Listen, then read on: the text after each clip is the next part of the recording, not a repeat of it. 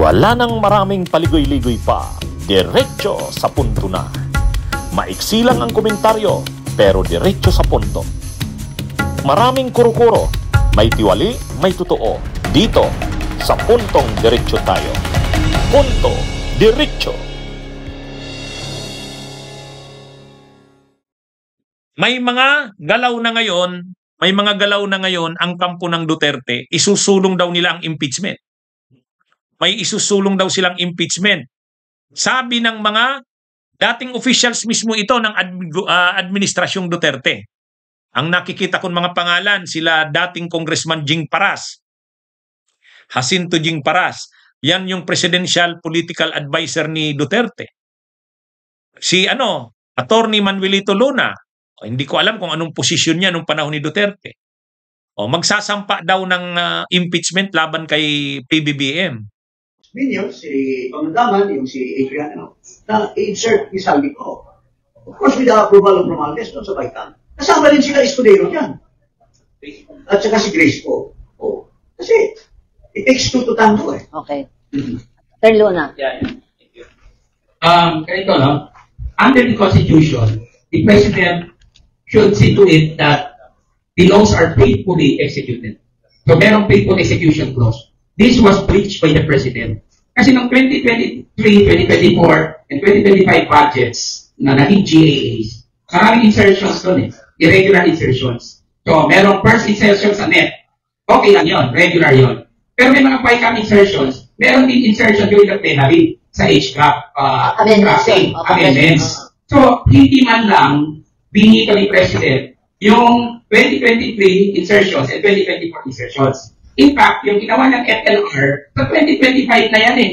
Di ba? Tapos, ang kasama pa, yung unprogrammed funds mula 2023, 2024, 2025 GAAs, nirelease niya yung mga unprogrammed funds except yung 2025 na in-FLR niya. So, only a portion. So, yun ang kanyang violation. I'm not saying that he's guilty of blunder kasi meron siyang presidential immunity, but definitely violated the Constitution, and that's a culpable violation of the Constitution, which is a ground for impeachment. Okay. Oo. So, yun ang aking thesis dyan. Hindi pwedeng magugas kami sa Presidente na wala akong alam because the budget, it takes him to scrutinize and to approve the budget and to veto. Eh, hindi niya binito yung mga insertions na yun. Yun ang kanyang pananagutan. Now, whether or not it's scandalous, it depends now kasi nasa pwesto pa siya, hindi pwede siya kaso ng founder. For purposes of impeachment, impeachable siya because of the constitutional violation of the faithful execution clause. Ang gagamitin na grounds ay yung insertions issue nga ni Saldico. Pangalawa, yung sinabi ni yung pasabog ni Amy Marcos na nagdodroga nga, adik nga si PBBM. Yun na daw, isusulong daw yun sa Kamara. Abangan natin kung anong mangyayari. Abangan natin kung anong mangyayari. Pero yun ang latest na balita. Magsusulong daw ng impeachment ang kampo ng mga Duterte. Mga dating government officials nung panahon ni Duterte. Sa pangunguna nila dating Congressman Jacinto Jing Paras at Attorney Manuelito Luna. Anyway, sa tingin ko, naman yan, mahirap naman yan makakuha ng suporta sa mga kongresista. Kailangan nila one-third. One-third ng kongresista. Mahihirapan sila sa ganyan. Mahihirapan sila. Pero mukhang ang gusto lang nilang mangyari dyan, pag-usapan yung issue na yan. Yun nga, gusto nilang palakihin yung issue ng di umano'y insertions ni Saldico na sinasabi at saka yung siniwalat ni yung pasabog ni Amy. Kaya ito ngayon ang kanilang gagamiting grounds. Betrayal of public trust. Di umano yung mga insertion sa budget at saka yung kaya ito talagang sa insertion sa budget. Itong sa insertion sa budget, okay, ang sinasabi ni Lacson, hindi alam ng presidente yung insertions. Ginamit lang daw yung pangalan niya. Dapat tanggapin yan. Sinong tatanggap ngayon? Sinong aako ng responsibilidad na yon? Si Amina Pangandaman? Si Lucas Bersamin, nagsabi niya, hindi ako. Paano yung dalawang Yusek?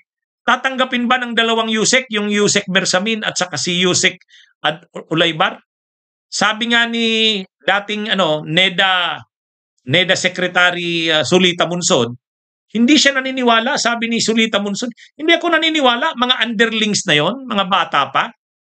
Ganun ang kalakas ang loob nila na mag-insert ng ganun kalaking amount, 52 billion. Sabihan nila si Saldico na i-insert mo ito sa Baykap. Ganun sila. Sabi nga ni hindi, mayroon niyang nasa likod niyan. Ang tanong, sino? Sino yun? Kasi ang pinapanindigan ni Lacson, sabi niya, I can attest to that, hindi ang presidente. Kaya ito mga kabunyog, mga kababayan, lalaki pa itong issue na to. Kaya medyo hindi pa mahirap pang sabihin na safe na talaga ang presidente dito. Tuloy-tuloy nila yung papalakihin issue na yan. Lalo pa, may doon sa mga sinasabi ni Lacson, parang may implied ng pagtanggap na totoo nga yung mga sinabi ni Saldico.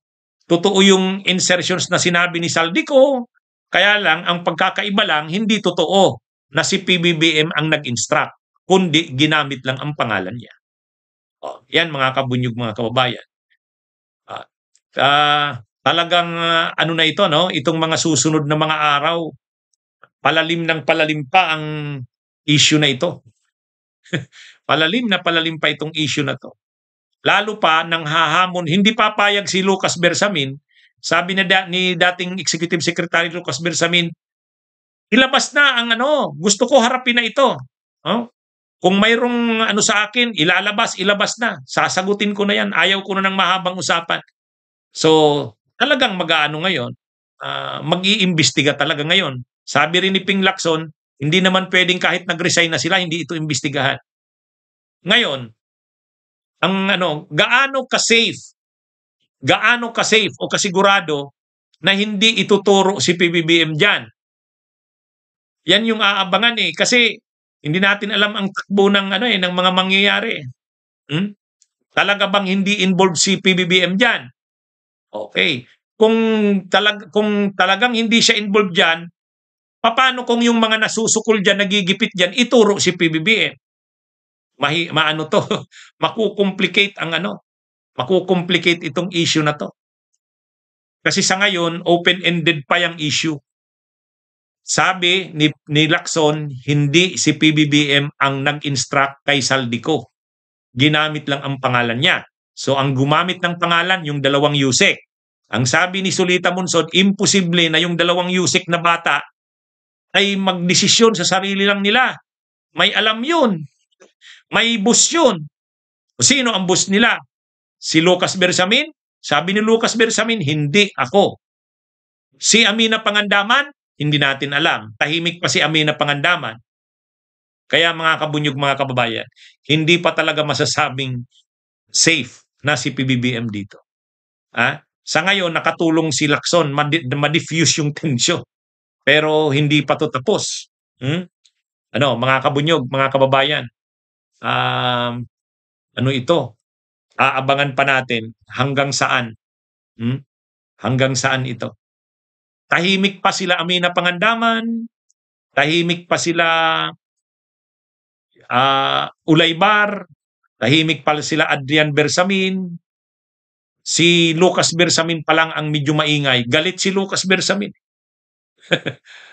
Galit. Hindi naman ako bahagi ng makinarya ng propaganda ng gobyerno. Independent vlogger ako.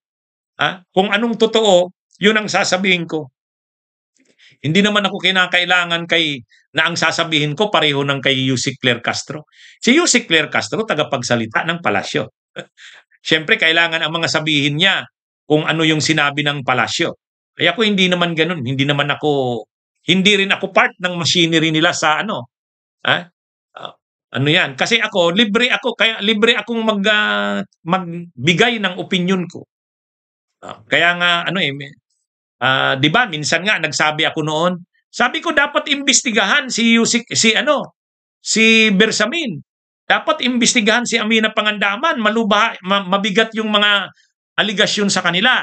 O nagalit sa akin yung mga yung mga Marcos loyalist. Sabi nila, bakit mo naman sinasabi yun, attorney? Ano ka ba? Ay sabi ko, hindi, mabigat talaga yun. Mahihirapan yun kung hindi iimbestigahan yun, madadamay si PBBM doon. O ngayon, di lumabas na ngayon. O, di ba? Tama ako. Vindicated ako. Vindicated ako. Actually, sa totoo lang, mga kabunyog, mga kababayan, kahit yung na yon, yung issue ng budget na yan ng 2025, pinatawag ako ng NBI niyan. Hindi nyo ba alam yon? Kasi nga, diniscuss ko yan noon.